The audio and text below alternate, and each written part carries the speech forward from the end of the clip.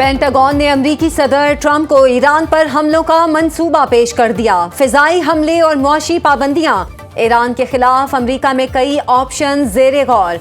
New York times ने दावा किया है कि ईरानी जौहरी प्रोग्राम और बैलिस्टिक मिसाइल साइट्स हमलों की फहरिस्त में शामिल हो सकते हैं। अमरीकी सदर डोनाल्ड ट्रंप को ब्रीफिंग में बताया गया, साइबर हमला या अंदरूनी सिक्योरिटी इदारों को भी निशाना बनाना मुमकिन ऑप्शन है। एक अमरीकी एहलकार ने बताया कि किसी भी हमले का इम्कान अभी चंद दिन बाद हो सकता है। अमरीकी हुकाम का मजीद कहना था कि साइबर नफ्सियाती ऑपरेशंस और रिवायती फौजी कुव्वत मिलकर एक ऑप्शन भी हो सकते हैं। ईरान की जानिब से शदीद जवाबी कार्रवाई का भी खतरा है। अमरीका ने ईरान पर मुमकिन हमले से पहले मजीद मौशी पाबंदियां लगा दी। ट्रंप ने तेहरान से तिजारत करने वाले मुल्कों पर 25% टैरिफ आयद कर दिया। अमरीकी सदर कहते हैं फैसला हतमी है, कोई तब्दीली नहीं होगी। इक़दाम का इत्तलाक फौरी तौर पर होगा। ईरान से तेल या दीगर अशिया की तिजारत करने वालों को टैरिफ देना होगा। व्हाइट हाउस के मुताबिक सदर ट्रंप जब चाहेंगे ईरान के खिलाफ मुकम्मल ताकत इस्तेमाल की जा सकती है। अमरीका के नायब सदर जेडी वेंस की ईरान के खिलाफ कार्रवाई से पहले सिफारतकारी की तजवीज़।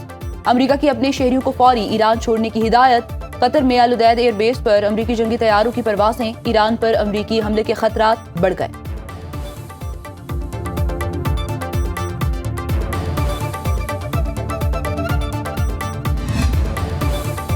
चीन की ईरान पर मुमकिन हमले और तिजारत करने वाले ममालिक पर अमरीकी पाबंदियों की मुखालिफत। ईरान पर अमरीका के मुमकिन हमले की रिपोर्ट्स पर तर्जुमान चीनी वजारत खारजा ने कहा, बैनुल-अक़वामी ताल्लुकात में ताकत का इस्तेमाल दुरुस्त नहीं।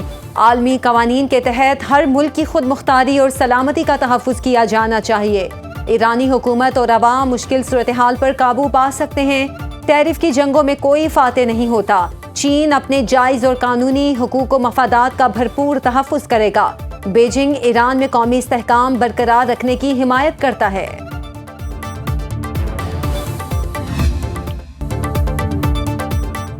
ईरानी कौम ने दुश्मन की साजिशों को खाक में मिला दिया। ईरानी सुप्रीम लीडर आयतुल्लाह खामेनी का हुकूमत के हक में मुजाहिरों पर खिराजे तहसीन।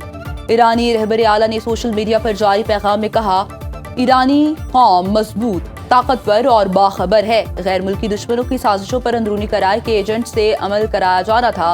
अजीम ईरानी कौम ने अपनी शनाख्त का भरपूर इजहार किया। हुकूमत से जारी यकजहती अमरीकी सियासतदानों को खबरदार करने के लिए था। वाशिंगटन अपने आलाकारों पर भरोसा करना छोड़ दे। नायब वज़ीर आज़म इसहाक डार का ईरानी वज़ीर खारिजा अब्बास अराग़ची को टेलीफोन। ईरान की मौजूदा सूरत हाल पर तबादला ख्याल, करीबी राबते बरकरार रखने पर इत्तेफाक। दोनों रहनुमाओं का पाक ईरान सिफारती रवाबित जारी रखने के अज़्म का इयादा।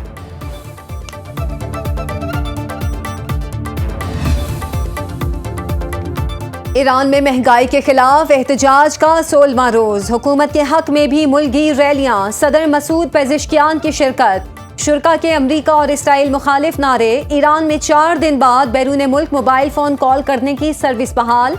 ऐनी शाहिदीन के मुताबिक टेक्स्ट मैसेजिंग अब भी बंद। इंटरनेट बैरूनी दुनिया से ताहाल मुनक़ता। नोबेल इनाम याफ्ता मलाला यूसुफजई कहती हैं, ईरान का मुस्तकबिल अवाम और ख़वातीन की शमूलियत से तश्कील पाना चाहिए, ना कि बैरूनी ताकतों या जाबिराना हुकूमतों के जरिए। इंसानी हुकूक की बैनुल-अक़वामी तंजीम का 648 अमवात का दावा। कौमी सलामती के उमूर में यकसुई और बयानिए पर इत्तफ़ाक़ राय वक्त की ज़रूरत है। DGISPR का GHQ में NPAC से खिताब। कहा, कश्मीर और गजा पर उसूली मौक़िफ़ की तौसीक, मज़लूमों की हिमायत पाकिस्तान की इख़्लाक़ी ज़िम्मेदारी है। दुश्मन की नफ्सियाती जंग के मुकाबले के लिए अवामी शऊर और सच्चाई पर मबनी बयानिया फैसला कुन हथियार है। NPAC का पाक अफ़वाद से गैर मुतज़लज़ल यकजहती और रियासत दुश्मन बयानियों के खिलाफ मुश्तरका अज़्म का इजहार। NPAC की फितनल ख़वारिज और अफ़गान तालिबान की मज़म्मत। कहा, दहशत गर्दी का कोई जवाज़ नहीं। मुंबर व महराब से इत्तेहाद उम्मत, समाजी हमाहंगी और आइनी बराबरी के पैगाम को मुल्कीर सतह पर फैलाने का ऐलान। कौमी बयानिए के फ़रोग के लिए मुकम्मल ताउन की यकीन दहानी।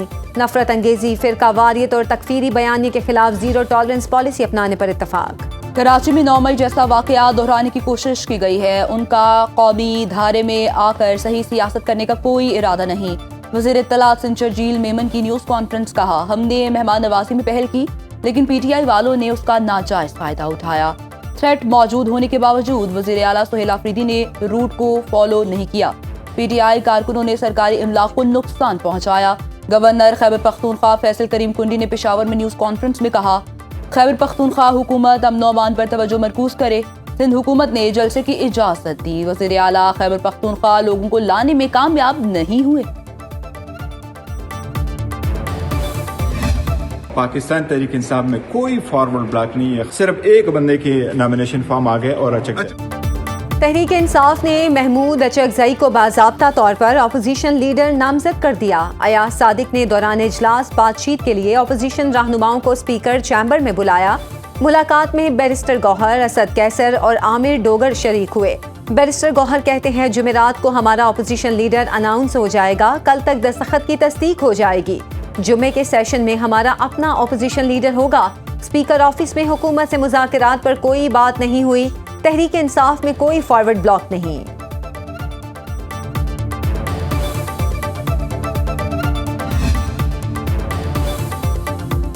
सबको ज़र्फ के साथ बैठकर नेशनल डायलॉग करना चाहिए, कौमी इत्तेफाक राय होना चाहिए। आइन भी यही कहता है। सारे सियासतदान सर जोड़ के बैठे हैं। वफाकी वज़ीर कानून आसिम नसीर तारड़ का तकरीब से खिताब, कहा जमहूरी निज़ाम को मुंतखब मेंबरान ही चलाएंगे, रवैये बदल कर तरामीम होनी चाहिए। मुकामी हुकूमतों के मौसर निज़ाम से ही तरक्की मुमकिन है। मुकामी हुकूमतें पूरी तरह बाइख्तियार होनी चाहिए। निज़ाम की मजबूती से इख्तियारात खत्म होने का एक खौफ मौजूद है। जब तक गठजोड़ नहीं टूटता तब तक मसाइल हल नहीं हो सकते।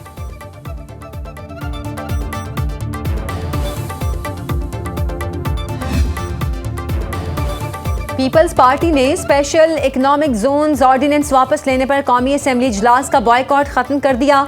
सेनेटर पलविशा खान कहती हैं, जाली ऑर्डिनेंस लाकर सदर जरदारी के साथ बारीक वारदात डाली गई। पाकिस्तान ऐसी गलतियां अफोर्ड नहीं कर सकता। जाली ऑर्डिनेंस फैक्ट्री को बंद किया जाए। सदर के नाम से ऑर्डिनेंस जारी हुआ, उन्हें खबर ही नहीं। नेशनल शिपिंग कॉरपोरेशन की निजकारी नहीं होने देंगे। वजीर आला खैबर पख्तूनख्वा को सिंध में खुश आमदीद कहा, लेकिन वो फिर भी खुश नहीं। चौधरी मंजूर अहमद ने कहा, PIA की निजकारी में अवाम के साथ डाका मारा गया है। 135 अरब रुपए में बेची गई कौमी एयरलाइंस की सिर्फ जायदादें ही 200 अरब रुपए की हैं। पार्लियामेंट में हुकूमत के साथ हैं, इसके हर काम में नहीं। वफाकी वजीर कानून आजम नजीर तारड़ कहते हैं, आजकल फाइल्स की मंजूरी ऑनलाइन होती है। इस ऑर्डिनेंस की भी इसी तरह मंजूरी हुई, गलती हुई जिसे दुरुस्त किया गया। खुदारा इस्लामाबाद को खूबसूरत रहने दीजिए। अगर आपने कोई दरख्तों की कटाई की है तो मेरी आपको स्ट्रॉन्ग रिकमेंडेशन है कि खुदारा एक कटे हुए दरख्त के बदले में 100 आप पौधे लगाएं। शकरपनिया हो, F9 हो, दीगर इलाके हो, हर जगह से ये खबरें आ रही हैं कि हज़ारों की तादाद में दरख्त काटे जा रहे हैं, जो कि माहौल के लिए ख़राब है। क्यों नहीं बताया जा रहा कि असल हकीकत क्या है? इस्लामाबाद में दरख्तों की कटाई का मामला कौमी असम्बली पहुंच गया। अली मोहम्मद खान और शाजिया मरी ने ऐवान में इशू उठाया। अली मोहम्मद खान कहते हैं, इस्लामाबाद में बेदरीग दरख्त काटे जा रहे हैं। शाजिया मरी ने कहा, दरख्तों की कटाई से माहौल तबाह हो रहा है। इस्लामाबाद में दरख्तों की बेदरीग कटाई से मुतालिक तवज्जो दिलाओ नोटिस ऐवान में पेश। वज़ीर मुमलिकत बराए दाखिला तलाल चौधरी ने कहा, इस्लामाबाद में 3 वजूहात पर दरख्त काटे गए। इस्लामाबाद को मास्टर प्लान के तहत ग्रीन एरिया और ब्राउन एरिया में तकसीम किया गया। जो दरख्त काटे गए मास्टर प्लान के तहत ब्राउन एरिया से काटे गए। शक्करपड़ियां से हटाए गए दरख्तों का मुकम्मल सर्वे किया गया। सुप्रीम कोर्ट ने दरख्तों की कटाई से मुतालिक एक कमेटी बनाई। रिपोर्ट में दरख्तों की कटाई गैर कानूनी साबित नहीं हुई। डिप्टी स्पीकर ने मामला मुतल्लिका कमेटी के सुपुर्द कर दिया।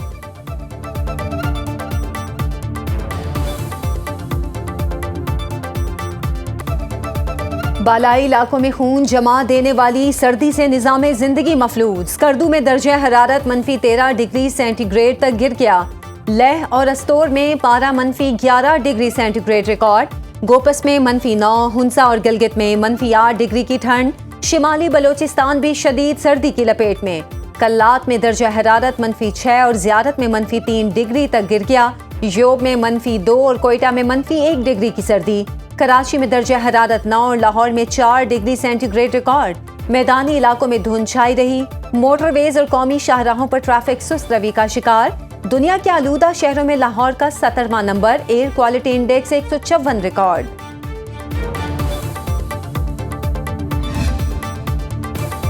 बलोचिस्तान फाइनेंस एक्ट 2020 के तहत एक्साइज ड्यूटी में इजाफा आईनी करार। वफाकी आईनी अदालत ने दोहरे पहलू का असूल तस्लीम करते हुए फैसला दिया। अदालत के मुताबिक एक कानून के विफाकी और सूबाई दोनों पहलू हो सकते हैं, इसलिए कानून दुरुस्त है। मादनियात पर एक्साइज ड्यूटी लेबर वेलफेयर के लिए है, मकसद अवामी मफाद का तहफ़्फ़ुज़ है। अटक सीमेंट की बलोचिस्तान हुकूमत के खिलाफ दायर पिटीशन मुस्तरद। 15 सफ़ात पर मुश्तमिल तहरीरी फैसला जस्टिस आमिर फारूक ने जारी किया। बलोचिस्तान फाइनेंस एक्ट के जरिए मादनियात पर एक्साइज ड्यूटी की शरह में इजाफा किया गया था।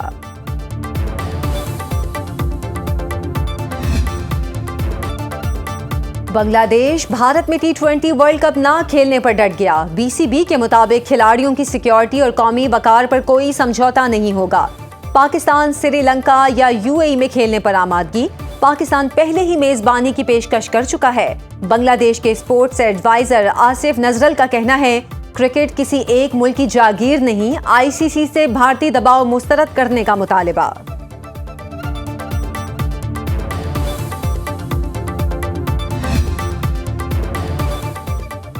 नीदरलैंड्स ने T20 वर्ल्ड कप के लिए 15 रुकनी स्क्वाड का ऐलान कर दिया है। स्क्वाड एडवर्ड टीम की क़यादत करेंगे। नीदरलैंड्स का पहला मैच 7 फरवरी को पाकिस्तान से होगा। ICC ने सोशल मीडिया पेज पर नीदरलैंड्स स्क्वाड की पोस्ट शेयर कर दी। T20 वर्ल्ड कप भारत और श्रीलंका की मेजबानी में 7 फरवरी से शुरू।